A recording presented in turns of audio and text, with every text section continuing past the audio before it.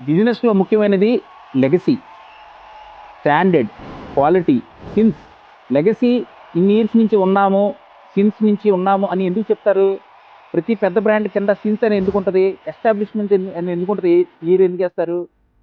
నేను ఎప్పటి నుంచి ఉన్నామో కాదు మార్కెట్‌లో, క్వాలిటీ ఇచ్చామా లేదా?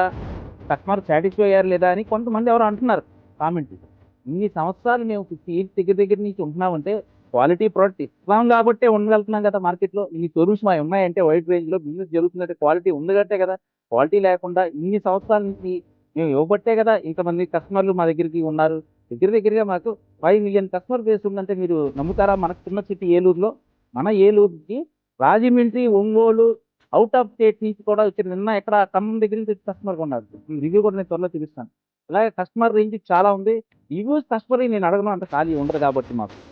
ఇన్ని సంవత్సరాల నుంచి ఉన్నామని మొన్న ఎవరో అన్నారు కానీ, ఇన్ని సంవత్సరాల నుంచి ఎప్పుడు క్వాలిటీ ఇచ్చాం, ఇప్పుడు క్వాలిటీ ఇచ్చాం కాదు. ఇదేమి సినిమా డైలాగ్ కాదు. ఎప్పుడు వచ్చామని కాదు, ఎప్పుడు పొడిచామని కాదు. మార్కెట్‌లో క్వాలిటీ ఇస్తున్నామా, ఎఫర్డబుల్ రేట్‌కి ఇస్తున్నామా లేదనేది.